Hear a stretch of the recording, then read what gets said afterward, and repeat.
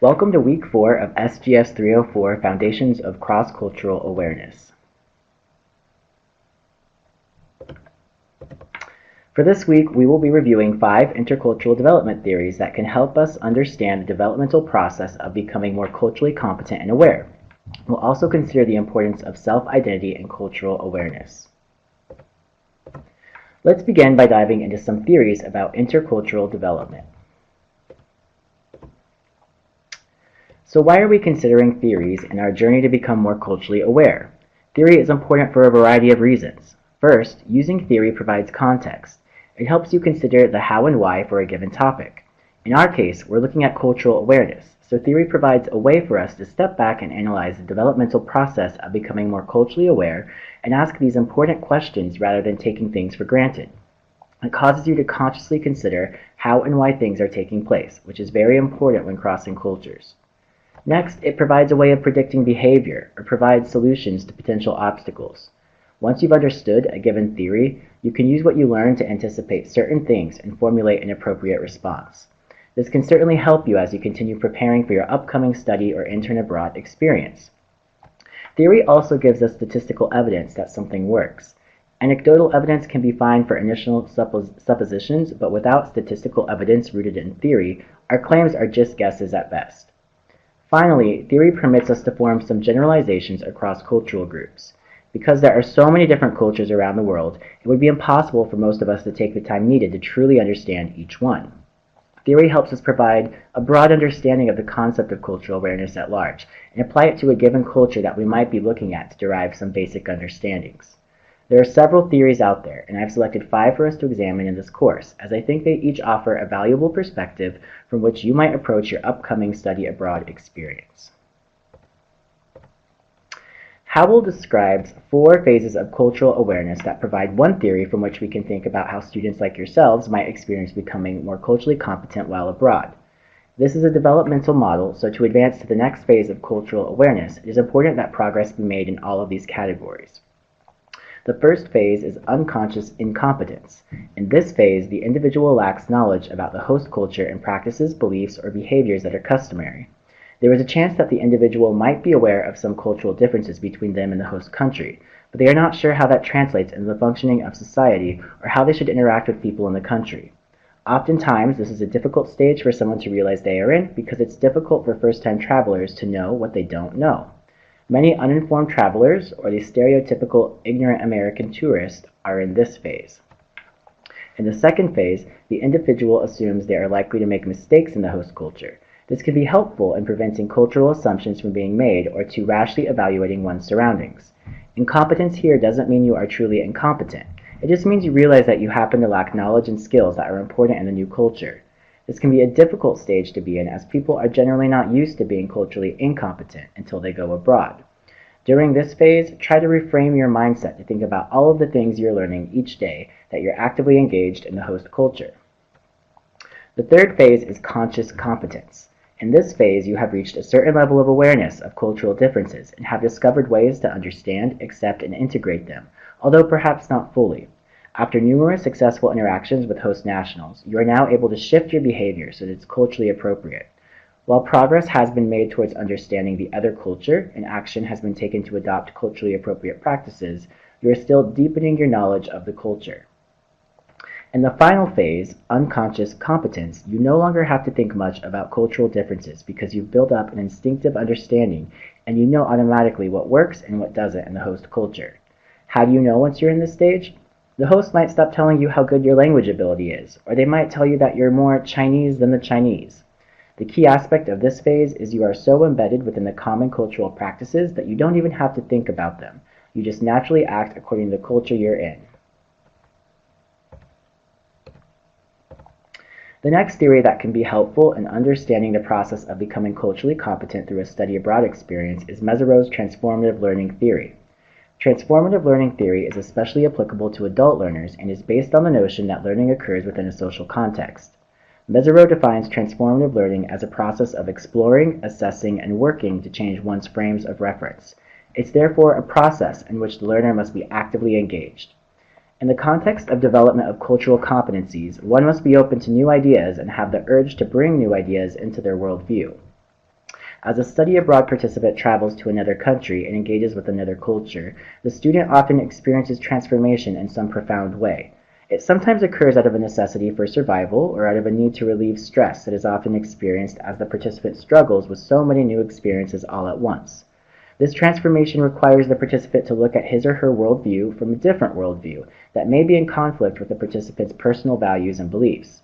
The participant who is successful at working through and learning from these kinds of cultural experiences has the potential to become interculturally competent within the host culture, developing a more inclusive, discriminating, and integrative perspective. The process of transformative learning is kicked off by a disorienting dilemma. This is simply an experience that is the catalyst for change. In the context of study abroad, this might involve an embarrassing encounter with a local when using the wrong words when trying to communicate, or in not understanding how to buy something at the local grocery store. We all have our own meaning perspectives, which stem from our own culture, and so when an individual has an experience that cannot be assimilated into his or her meaning perspective, either the experience is rejected or the perspective changes to accommodate the new experience, the latter which results in transformative learning. In the case where a meaning perspective is revised, this is referred to as perspective transformation. Perspective transformation is the process of becoming critically aware of how and why our assumptions have come to constrain the way we perceive, understand, and feel about our world. Changing these structures of habitual expectation to make possible a more inclusive, discriminating, and integrated perspective, and finally, making choices or otherwise acting upon these new understandings. Again, this theory is highly applicable to study abroad experiences because as a participant travels to another country and engages with a different culture, he or she often experiences transformation in some profound way. Let's quickly review the 10 stages that Mesereau outlines of transformative learning theory while considering a simple example that's likely to occur during a study abroad program. Let's say you're studying abroad in France. France is a culture where la bise, or a gesture resembling a light kiss on the cheek, is done when meeting someone for the first time. Many times, young Americans studying abroad in France for the first time will reach their hand out to shake a young French person's hand when being introduced, while the young French person comes in to give la bise. This can be somewhat embarrassing and might be a disorienting dilemma. After the disorienting dilemma, the next stage would be a self-examination with feelings of guilt or shame. Oftentimes, in study abroad, this is when a student is feeling culture stress or shock because of a lack of understanding. Next, there is a critical assessment of assumptions. The student who reached his or her handout is internally processing the scenario and reflecting on why they might be experiencing culture stress. What did they not understand about the host culture? The next stage involves recognition that one is not alone in experiencing this disorienting dilemma. During study abroad, this is a great time to discuss the situation with peers and your program leaders. They'll likely have experienced something similar and can help normalize your feelings to move you past culture stress or shock. During the fifth stage, there is an exploration of new roles, relationships, and actions. The student in our current example might try to understand the French way of greeting and learn when he or she would use it. Next, a course of action is planned and the student decides to try the new greeting when he or she next encounters a young French person. In the next stage, there's an acquisition of knowledge and skills for implementing the plan. This could involve the student asking questions of trusted French contacts to better understand the greeting and in what circumstances it should be used. For instance, in what cases would two men perform la bise, and how many times should one do it? Next, the new role is provisionally tried out. The next time the student meets a young French person, he or she tries la bise instead of a handshake. That moves us to the stage of building competence and self-confidence with the new role. After successfully performing la bise when meeting a local, the student feels more confident to greet other French contacts in the same manner. And so finally, there is a reintegration into one's life on the basis of conditions dictated by one's new perspective. Obviously, the student shouldn't take the practice of la bise back to the United States and use it as his or her form of greeting. However, he or she will now be able to use it should they encounter a French person in the United States, showing an integration of the culturally appropriate practices into his or her existing perspective. This is an admittedly small-scale example, but very indicative of the types of experiences students have during study abroad, and illustrates the theory of transformative learning in practice. The developmental model of intercultural sensitivity describes the different ways in which people can react to cultural differences. Organized into 6 stages of increasing sensitivity to difference, The DMIS identifies the underlying cognitive orientations individuals use to understand cultural difference. Each position along the continuum represents increasingly complex perceptual organizations of cultural difference, which in turn allow increasingly sophisticated experiences of other cultures. By identifying the underlying experience of cultural difference, predictions about behavior and attitudes can be made, and education can be tailored to facilitate development along the continuum. The first three stages are ethnocentric, as one sees his or her own culture as central to reality. Moving up the scale, the individual develops a more ethno-relative point of view, meaning that you experience your own culture as in context to other cultures. Since the DMIS indicates what a person sees and thinks, it also suggests what they do not see or think. The DMIS, therefore, highlights how a person's stage of development both guides and limits their experience of difference. This is a powerful tool because it allows us to pinpoint where a person is in their development. The first stage is denial of difference. In this stage, individuals experience their own culture as the only real one. Other cultures are either not noticed at all or are understood in an undifferentiated, simplistic manner. People at this position are generally uninterested in cultural difference, and when they are confronted with difference, they can become aggressive in their attempts to avoid or eliminate it. Most of the time, this is a result of physical or social isolation. The person in question hasn't had many opportunities where their own culture's views are challenged. In the next stage, defense against difference, one's own culture is placed on a pedestal above others and claimed to be the best. This position is characterized by dualistic us versus them thinking, and frequently is accompanied by overt negative stereotyping. People at this position are more openly threatened by cultural difference and more likely to be acting aggressively against it. The third stage is minimization of difference. People recognize superficial cultural differences in food, customs, and so forth, but they emphasize human similarity in physical structure, psychological needs, or assumed adherence to universal values. People at this position are likely to assume that they are no longer ethnocentric and tend to overestimate their tolerance while underestimating the effect of their own culture. These three stages fall under the ethnocentric umbrella. In the last three stages, individuals cross over to a more ethno-relative way of understanding other cultures. In the fourth stage, acceptance of difference, one's own culture is experienced as one of a number of equally complex worldviews. People at this position accept the existence of culturally different ways of organizing human existence, although they do not necessarily like or agree with every way. We recognize people from this stage through their eager questioning of others, or curiosity, which you may recall as one of the most sought-after cultural competencies from international organizations. This reflects a real desire to be informed and to not confirm prejudices. The fifth stage is adaptation to difference. Individuals are able to expand their own worldviews to accurately understand other cultures and behave in a variety of culturally appropriate ways. It involves the effective use of empathy, or frame of reference shifting, to understand and be understood across cultural boundaries. It's the ability to act properly outside of one's own culture.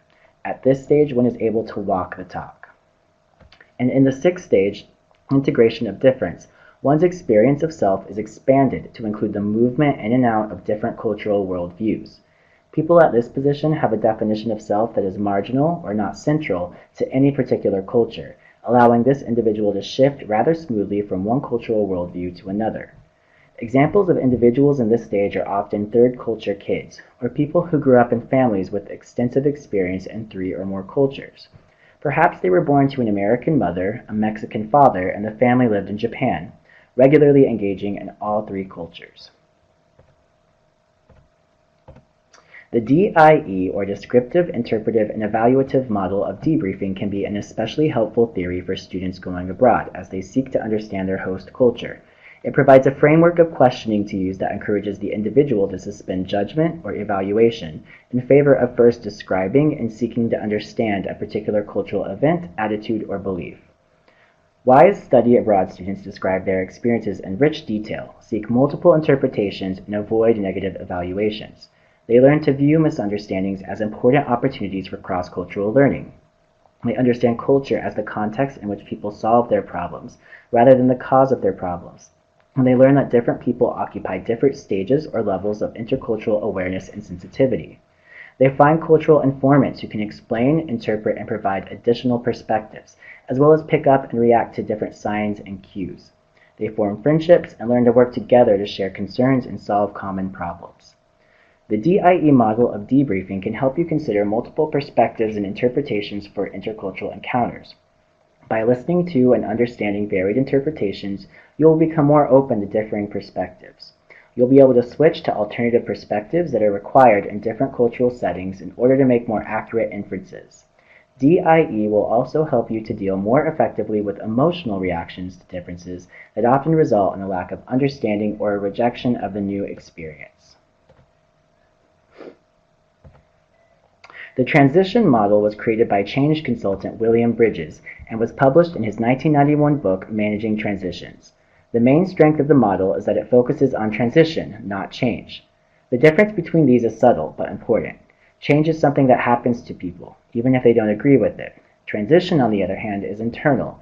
It's what happens in people's minds as they go through change. Change can happen very quickly, while transition usually occurs more slowly. Stage 1 is ending, losing, and letting go. People enter this initial stage of transition when you first present them with change, such as studying or interning abroad. This stage is often marked with resistance and emotional upheaval because people are being forced to let go of something that they are comfortable with. In terms of studying abroad, this can equate to homesickness. At this stage, many people experience these emotions: fear, denial, anger, sadness, disorientation, frustration, uncertainty, and a sense of loss. People have to accept that something is ending before they can begin to accept new ideas. Stage 2 is the neutral zone, and in this stage, people affected by the change are often confused, uncertain, and impatient. Think of this phase as the bridge between the old and new. In some ways, people will still be attached to the old, while they're also trying to adapt to the new. Here, people might experience resentment towards the change initiative, low morale and low productivity, anxiety about their role, status, or identity, and skepticism about the change initiative. In study abroad, this is often when culture stress or shock can creep up, since students might not be sure where they stand in the new culture as they work towards becoming more culturally competent. In stage 3, the new beginning, the last transition stage is a time of acceptance and energy. People have begun to embrace the change initiative. They're building the skills they need to work successfully in the new way, and they're starting to see early wins from their efforts. At this stage, people are likely to experience high energy, openness to learning, and renewed commitment to the group or their role. During a study abroad experience, this might occur once you start to succeed in communicating with locals, navigating your new city, or receive positive feedback on a homework or internship assignment. You may start to incorporate things you are learning from the host culture into your routine. While you are abroad, try to remember Bridges' transition model. Thinking about the 3 stages might help you to identify where you are in the change process and normalize the feelings that you're having. It can also help to reduce anxiety, as you know it's just a normal part of the process when moving through a change. So we've just reviewed 5 theories of intercultural development that will hopefully be helpful as you continue on your path towards becoming more culturally aware. However, before one can truly understand another culture, one has to understand one's own culture, and that begins with a good understanding of who you are. We'll close this week's discussion by thinking about your own culture, and you'll have an opportunity in your homework this week to reflect upon your own identities. So it might sound silly, but the first time I went abroad, I wasn't thinking I had my own culture as an American. Growing up my entire life in the United States, being American was so second nature to me that I didn't think about what non-Americans with whom I'd be interacting would think when they first met me. What assumptions would they have about who I was just because I was American? How would that influence how they initially interacted with me? And what did it mean in terms of representing my own culture and having an opportunity to change potentially negative stereotypes of what it means to be a young American student? For many of you in this course, you've grown up in the American culture as well. What are the hallmarks of our culture? If we were to ask a foreigner what being American meant, what do you think they would say? What are some positive things they might say, and what are some negatives? If you didn't grow up in American culture, you can ask these same questions about your own home culture. Asking these questions is a great exercise in anticipating how you might initially be received in the host culture and will help you understand certain reactions you might get. It will also clue you in to key differences you might encounter with the host culture. Let's watch this short video about what comes to mind for young international students when asked what distinguishes Americans. In just one moment while I toggle over to the video.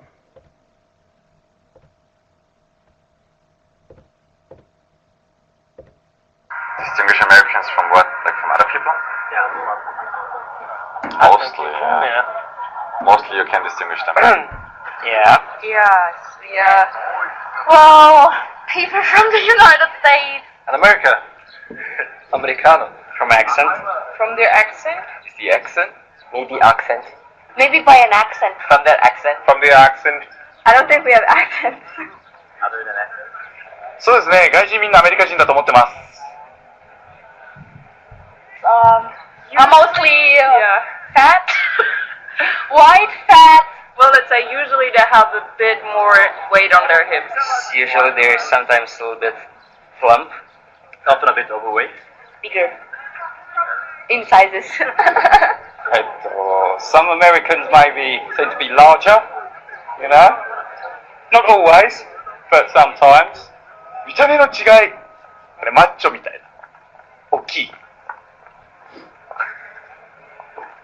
体格。さっきも言った。Americans have like more muscular face.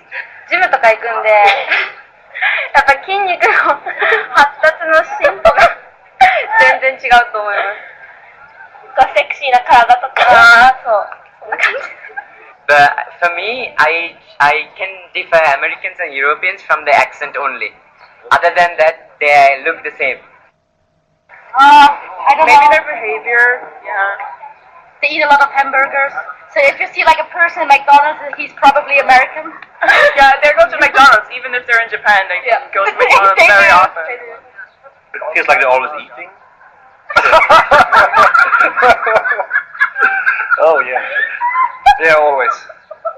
And sometimes they make their friends, they usually smoke and put out the smoke in there where they want, wherever they want. 비 올 때 우산을 안 들고 다니는 거. 물통을 항상 들고 다니죠. 그래? 하고 돈 잘 안 쓰고. 돈 없다 그러고. For example, when we go out with Americans, I think they always want to play drinking games.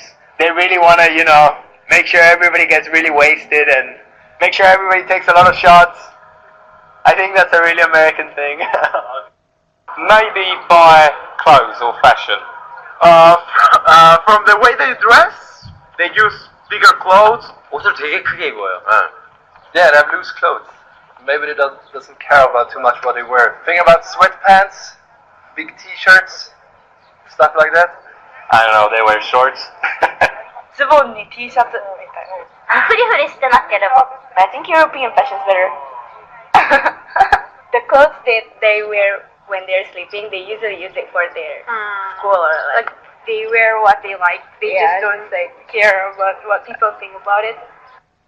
As soon as they start talking and stuff, you can really tell. And when they're mostly in bigger groups, they just are louder. Maybe. They're a bit loud as well. Americans talk too loud. They can be jolly, like happy, jovial all the time, jumpy. Yeah, When you hear someone who is shouting at someone, you can see it's American. Outgoing and loud and quite confident. I guess they're American. I think they have a bit more confidence in them. They're really outgoing, I think, and very confident. If you talk to American people, they smell like freedom. So honest. They speak their mind. I think they're kind of, almost right.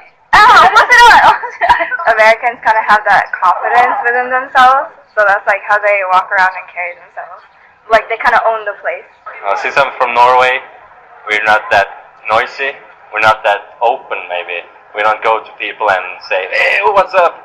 I guess they tend to be positive. They look like pretty satisfied with their life. That's what makes them different from British people, Australian people.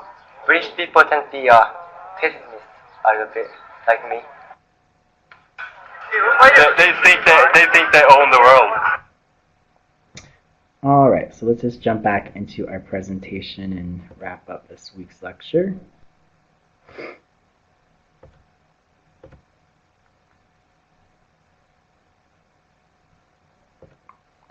So obviously this video is comical in many ways, but do you think there are any truths to what was observed by foreigners when considering American culture?